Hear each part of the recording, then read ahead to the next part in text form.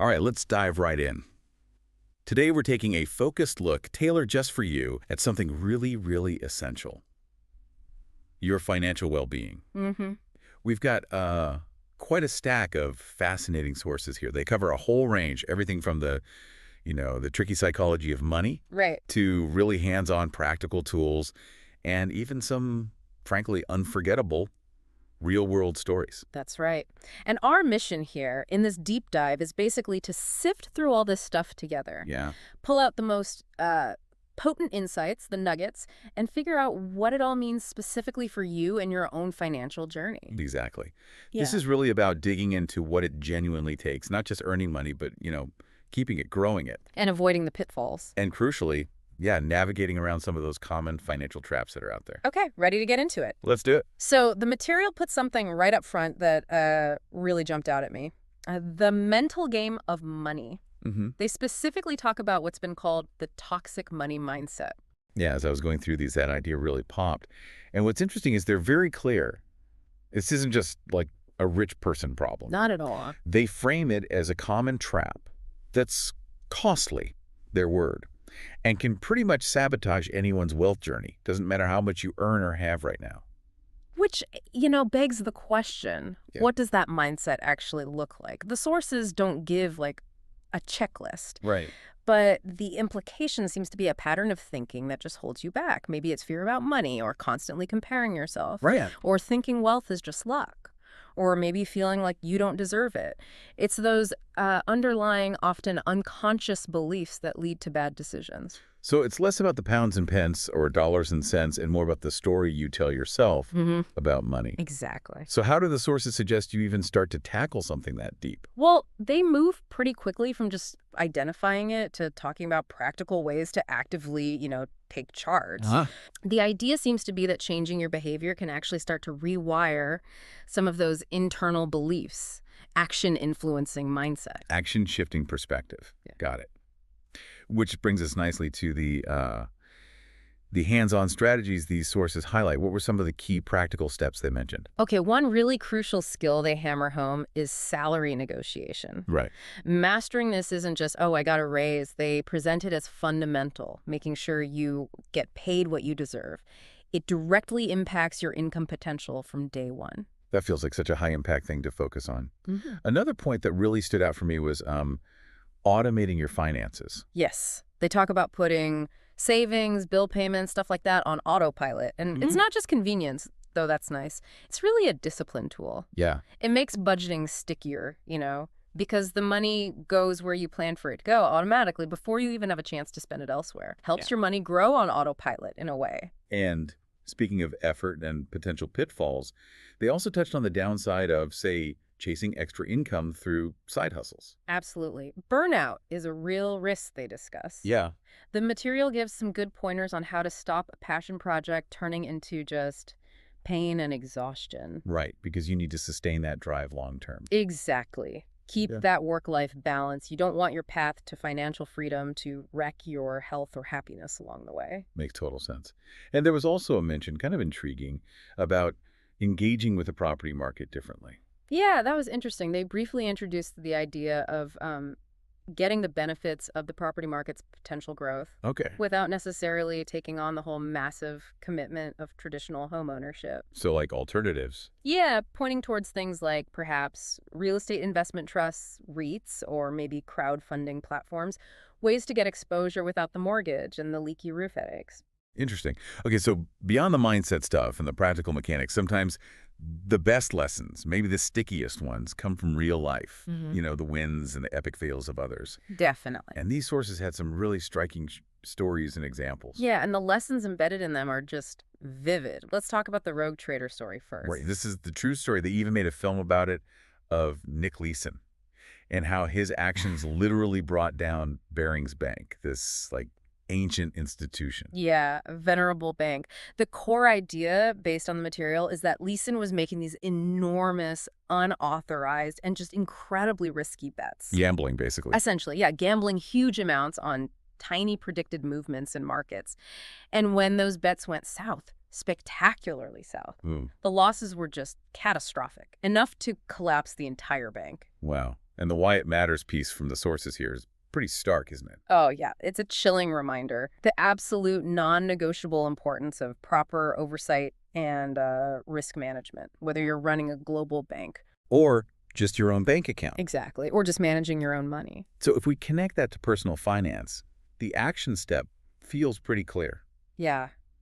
Never underestimate the power of checks and balances. You might not have, internal auditors for your household budget, but simply tracking where your money goes, having a budget, that is your personal oversight system. The source even had that great hot take on it, calling Rogue Trader the ultimate, hold my beer moment in finance. Yeah. One guy thinking he's invincible, forgetting a bank needs a bit more than just good vibes to survive. Yeah. That detail really makes the point stick, I think. It absolutely does. And kind of contrasting with that huge drama, the sources also shared a seemingly simple did you know fact about the first ATM. Oh, right. The shift, which was revolutionary at the time, from being stuck with bankers' hours waiting in long lines to suddenly having a machine on the wall give you instant cash. But here's the interesting question it raises.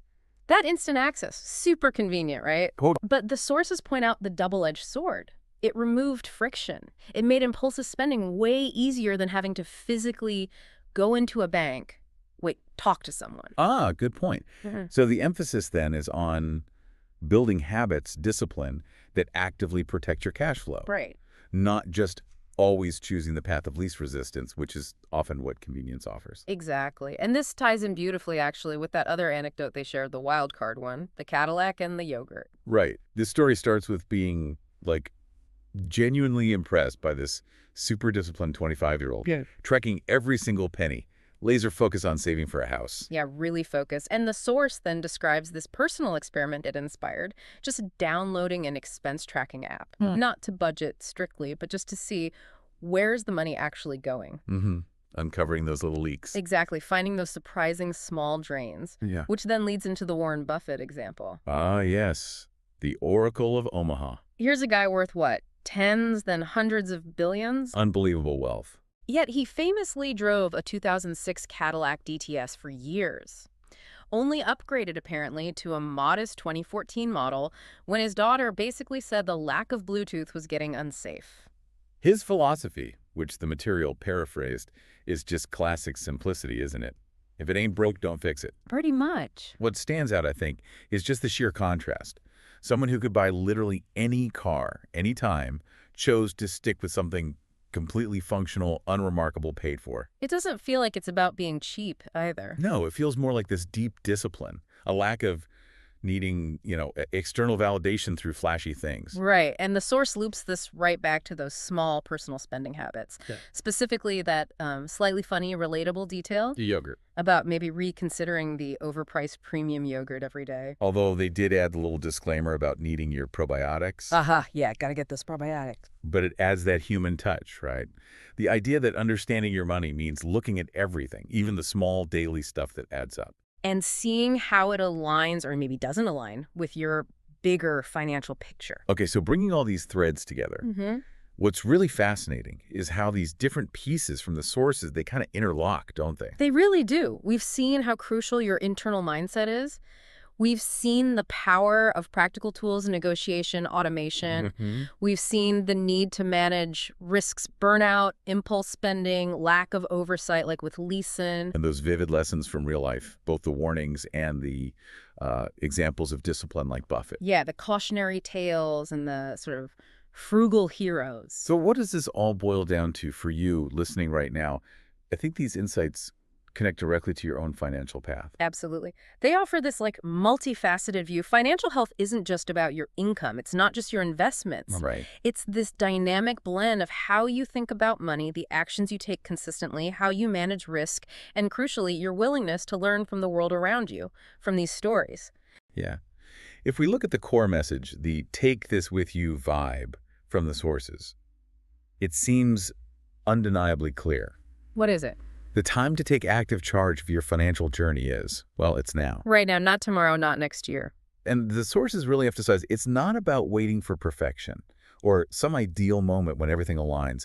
It's about consistent action. Just doing something. Yeah, whether that's actively challenging a limiting belief you have about money, making that call to negotiate your salary, Or just setting up that automatic transfer to savings. or consciously building in downtime to avoid burnout, or maybe exploring some of those alternative investment ideas we touched on. It's all within your reach. The message is simple, but powerful.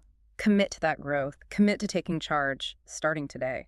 So, to leave you with a final thought, something to chew on, building on everything we've unpacked here, Okay. how do those really small everyday choices you make, grabbing that fancy yogurt, using the ATM because it's easy, Yeah. hitting buy now online almost without thinking, Yeah.